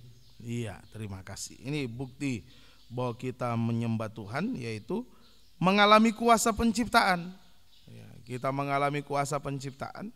Ya, akulah Tuhan yang menciptakan Israel. Mengalami kuasa penciptaan dari manusia daging menjadi manusia rohani. Ya, mengalami kuasa penciptaan secara, ya lebih bagus secara rohani dan secara jasmani, ya begitulah. Mengalami kuasa penciptaan secara rohani dan secara jasmani. Apa itu? Ya, mulai dari secara rohani dulu. Kuasa penciptaan secara rohani. Kuasa penciptaan secara rohani yaitu ada keubaan hidup sehingga bisa menjadi contoh tadi kata Paulus di dalam 1 Timotius 1 tadi ayat 16. Bisa menjadi contoh atau bisa menjadi teladan kesaksian bagi sesama. Itu penciptaan secara rohani. Kita diubahkan sehingga bisa menjadi teladan, bisa menjadi contoh, bisa menjadi kesaksian hidup bagi sesama kita. Nah, ada kesaksian hidup dalam rumah tangga. Suami jadi teladan kesaksian bagi istri, anak-anak. Istri juga menjadi kesaksian bagi suami, anak-anak. Kemudian jadi kesaksian bagi tetangga, kesaksian dalam jemaat. Itu ada teladan, ada kesaksian hidup. Nah, terutama teladan dalam hal apa? Nah, kita belajar dari Paulus semua. Yang pertama, menjadi teladan iman. Menjadi teladan iman, Ibrani 13 ayat 7 sampai 9. Ayo kita menjadi teladan iman. Ibrani 13 ayat yang ke-7 sampai ayat yang ke-9. Ingatlah akan pemimpin-pemimpin kamu yang telah menyampaikan firman Allah kepadamu. Perhatikanlah akhir hidup mereka dan contohlah iman mereka. Yesus Kristus tetap sama, baik kemarin maupun hari ini dan sampai selama-lamanya. Janganlah kamu disesatkan oleh berbagai-bagai ajaran asing, sebab yang baik ialah bahwa hati kamu diperkuat dengan kasih karunia dan bukan dengan pelbagai makanan yang tidak memberi faedah kepada mereka yang menuruti aturan-aturan makanan macam itu. Terima kasih. Ya, ini teladan iman dikaitkan dengan penyesatan, dikaitkan dengan Yesus yang tidak berubah. Yesus itulah firman pengajaran. Jadi teladan iman yaitu berpegang teguh pada firman pengajaran yang benar, sehingga tidak bisa disesatkan oleh ajaran-ajaran palsu. Nah, ini teladan. Jadi teladan iman ya, tidak bisa disesatkan. Kita berpegang teguh pada firman pengajaran benar. Jadi kesaksian. Bapak itu sampai akhir hidupnya pegang firman pengajaran benar. Ibu itu sampai garis akhir hidupnya pegang firman pengajaran benar. Nah, jadi kesaksian. Tidak mau disesatkan. Nah, apalagi kalau dia gembala. Alangkah mirisnya ya, gembala itu dulu ajar ini. Sekarang kok bahkan menjelang akhir hidupnya sampai dipanggil Tuhan ajarannya sudah berubah. Wah, ini tidak jadi teladan. Nah, ayo biar kita menjadi teladan iman, berpegang teguh pada pengajaran benar apapun resikonya. Orang mau bilang apa, pegang teguh pengajaran benar. Nggak usah ragu. Nggak usah ragu. Puji Tuhan, semoga kita bisa mengerti. Ya, itu yang pertama. Kemudian yang kedua, teladan apa lagi? Teladan dalam pengharapan dan kesucian. 1 Timotius 1 tadi ayat 15. Teladan dalam pengharapan dan kesucian. 1 Timotius 1 ayat 15. Perkataan ini benar dan patut diterima sepenuhnya, karena Kristus datang ke dunia untuk menyelamatkan orang berdosa, dan di antara mereka akulah yang paling berdosa. Nah, ini teladan pengharapan dan kesucian, yaitu bisa mengaku dosa. Di sini Paulus mengaku dosa, akulah yang paling berdosa. Bisa mengaku dosa kepada Tuhan, bisa mengaku dosa kepada sesama. Apapun resikonya, akui. Saya salah, ampuni. Ya, suami minta ampun sama istri, istri minta ampun sama suami. Ya, gembala salah, minta ampun sama jemaat. Nah, ini ada teladan pengharapan dan kesucian. Ya, bisa mengaku dosa kepada Tuhan, kepada sesama. Apapun resikonya. Kami ajar anak kami, ya, kalau dia salah, minta ampun, minta ampun, ampun. Nah itu. Kalau tidak, ya pemarah. Nah, itu harus belajar minta ampun. Nah, kalau salah minta ampun. Ya, minta ampun kepada Tuhan, kepada sesama. Orang seperti ini ada harapan untuk disucikan, dipakai Tuhan, dan bisa diharapkan. Bisa diharapkan. Ada harapan dan bisa diharapkan. Tapi kalau dia simpan dosa, tidak bisa diharapkan. Tidak bisa. Gembala menyembunyikan dosa, tidak bisa diharapkan untuk menuntun jemaat masuk pada kesempurnaan. Tidak ada, tidak bisa diharapkan. Tapi kalau dia bisa mengaku dosa, dia punya harapan untuk disucikan, dipakai, dan bisa diharapkan. Puji Tuhan. Ya, ini semoga kita bisa menjadi teladan pengharapan dan kesucian. 3, teladan kasih. Nah, ini jadi teladan kasih, yaitu kita belajar dari Paulus lagi. Teladan kasih yaitu Kisah Rasul 20 ayat 35. Ini teladan kasih dari Paulus. Kisah Rasul 20 ayat yang ke-35. Dalam segala sesuatu telah aku berikan contoh kepada kamu. Ya, bahwa telah aku berikan contoh, teladan kepada kamu. Bahwa dengan bekerja demikian kita harus membantu orang-orang yang lemah dan harus mengingat perkataan Tuhan Yesus, sebab ia sendiri telah mengatakan, adalah lebih berbahagia memberi daripada menerima. Nah, ini teladan kasih, lebih bahagia memberi daripada menerima. Nah, lebih bahagia memberi daripada menerima. Jika iman ada, pengharapan kita juga kita miliki, kasih ada pada kita, itu yang akan membawa kita pada kesempurnaan. Iman, pengharapan, dan kasih ini yang membawa kita pada kesempurnaan. Maka kita bisa memandang Yesus muka dengan muka waktu dia datang kembali. Dan kita bisa masuk pesta nikah anak domba Allah, masuk kerajaan surga yang kekal, Yerusalem yang baru, memandang dia untuk selamanya. Ini ya, biar jadi kesaksian iman. Teguh berpegang pada pengajaran benar, apapun kegoncangan-goncangannya tetap pegang pengajaran benar. Ada kesaksian pengharapan, kesucian. Ya, kita bisa mengaku dosa kita salah, kita mengaku kepada Tuhan, kepada sesama. Ada kesaksian kasih, ya, bisa memberi, lebih bahagia memberi daripada menerima. Iman bertumbuh, pengharapan bertumbuh, kasih bertumbuh sampai sempurna. Kita bisa memandang Yesus muka dengan muka waktu dia datang kembali kedua kali. Ya, masuk pesta nikah anak domba Allah. 1 Korintus 13, 12, 13. 1 Korintus pasal 13 ayat yang ke-12 sampai ayat 13. Karena sekarang kita melihat dalam cermin suatu gambaran yang samar-samar, tetapi nanti kita akan melihat muka dengan muka. Sekarang aku hanya mengenal dengan tidak sempurna, tetapi nanti aku akan mengenal dengan sempurna seperti aku sendiri dikenal. Iya. Demikianlah tinggal ketiga hal ini, yaitu iman, pengharapan, dan kasih. Dan yang paling besar diantaranya ialah kasih. Iya, yang paling besar diantaranya ialah kasih. Kita bisa memandang dia tadi di ayat 12 muka dengan muka. Puji Tuhan, boleh dibaca lagi Wahyu 19 ayat 9, juga dalam Wahyu 21 ayat 3 sampai ayat 5. Puji Tuhan, itu secara rohani. Ya, kuasa penciptaan secara rohani kita diubahkan menjadi kesaksian. Mari, sudahkah kita menjadi kesaksian atau jadi sandungan? Biar kita diubahkan menjadi kesaksian. Kemudian kuasa penciptaan secara jasmani, apa itu? Dari tidak ada menjadi ada. Dari yang mustahil menjadi tidak mustahil. Dari tidak ada jalan menghadapi laut, perahu tidak ada jalan, jadi ada jalan. Tuhan buka jalan. Orang Israel bisa berjalan di situ. Dari tidak ada menjadi ada, dari yang mustahil menjadi tidak mustahil. Puji Tuhan, inilah kuasa penciptaan Tuhan. Ayo, mungkin pagi ini kita menghadapi sesuatu yang mustahil, ya. Menghadapi kebuntuan, tidak ada jalan keluar, susah, sulit, tidak bisa ini, tidak bisa. Mari, ya, biarlah kita mau membuka hati, menerima penyucian untuk dipakai Tuhan. Setelah dipakai, ayo layani Tuhan dengan setia berkobar-kobar, ditambah dengan tekun dalam doa penyembahan.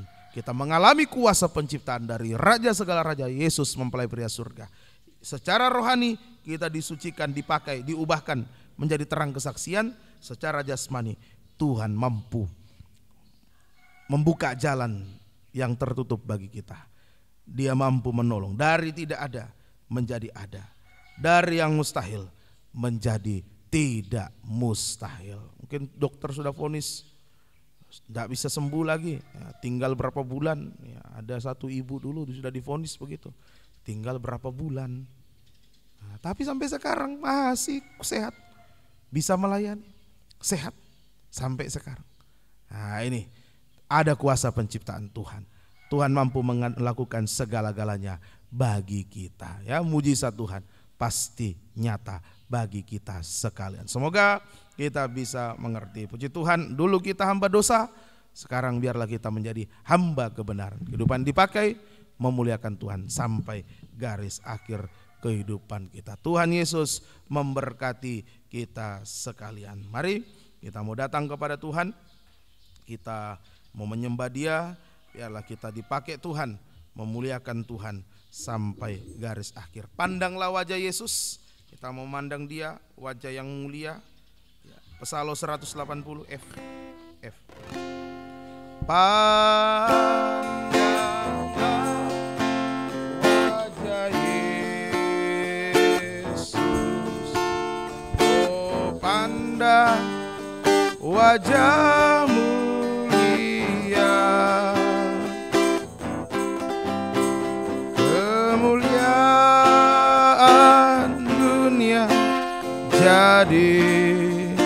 suram oleh sinar kemuliaannya. Pandanglah wajah Yesus, pandanglah wajah Yesus. Oh, pandang wajah mulia, kemuliaan dunia jadi suram oleh sinar kemuliaannya. Pandanglah wajah Yesus, haleluya. Pandanglah wajah Yesus, oh pandang wajah mulia, haleluya. Kemuliaan dunia jadi suram oleh sinar kemuliaannya. Dengan bersenandung, haleluya, haleluya. Yesus, haleluya.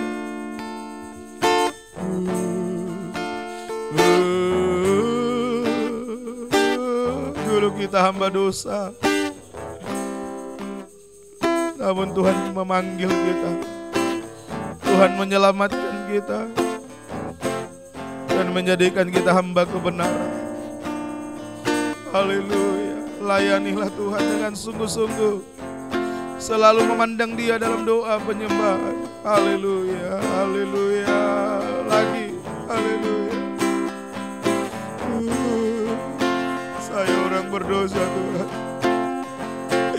Engkau sudah selamatkan, Engkau jadikan hamba kebenaran. Terima kasih Tuhan.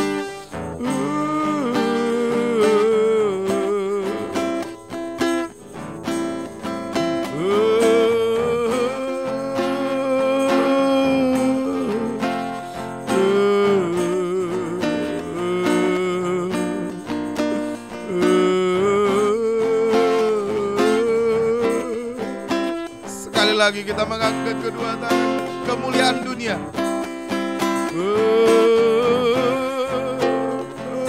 Yesus, ini hidup kami. Pakailah kami terus sampai garis akhir sebagai hamba kebenaran, bukan hamba dosa lagi. Haleluya, haleluya. Sembah Dia, haleluya, haleluya, haleluya, haleluya, haleluya, haleluya, haleluya, haleluya, haleluya, haleluya,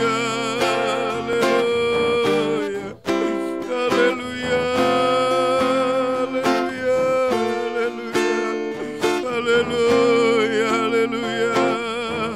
Kami tidak mau lagi diperhamba oleh dosa. Kami mau menghamba kepadamu, mau melayani Engkau Tuhan. Haleluya, haleluya, haleluya, haleluya, haleluya, haleluya, haleluya, haleluya, haleluya. Pakai kami Tuhan, pakai kami selalu Tuhan. Haleluya, haleluya, haleluya, haleluya, haleluya. Tingkatkan penyembahan kami Tuhan. Haleluya, haleluya. Terima kasih Tuhan, terima kasih, terima kasih Tuhan. Agar kami tidak kembali lagi menjadi hamba dosa, terus melayani Engkau Tuhan. Terima kasih Tuhan, terima kasih. Turunkan tangan, terima kasih Tuhan. Terima kasih. Banyak godaan-godaan yang menarik kami kembali menjadi hamba dosa.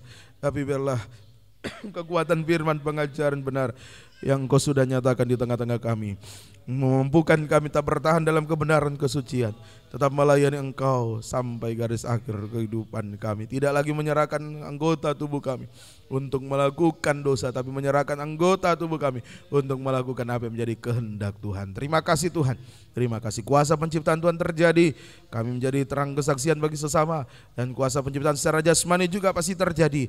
Engkau mampu menolong, menciptakan dari tidak ada menjadi ada, dari yang mustahil menjadi tidak mustahil. Mujizat Tuhan nyata di tengah-tengah kami semua. Terima kasih, sampai mujizat yang terakhir kami disempurnakan layak menyambut kedatangan-Mu Tuhan, memandang Engkau muka dengan muka masuk kota Yerusalem yang baru. Itu kerinduan kami Tuhan, bersama dengan keluarga kami bisa menyambut Engkau di awan-awan. Terima kasih, tetapkan firman-Mu dalam kami, mampukan kami melakukannya. Dalam nama Tuhan Yesus Kristus kami berdoa, mengucap syukur. Haleluya, amin. Kita membawa korban persembahan kita kepada Tuhan dengan kita menyanyikan kerja buat Tuhan selalu manis. Ketinggian. Kerja buat Tuhan selalu manis, biar pikul salib.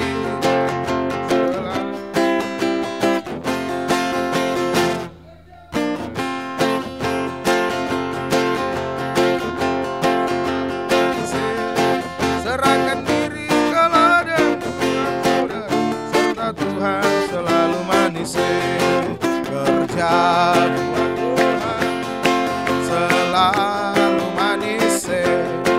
biar pikul salib selalu manis.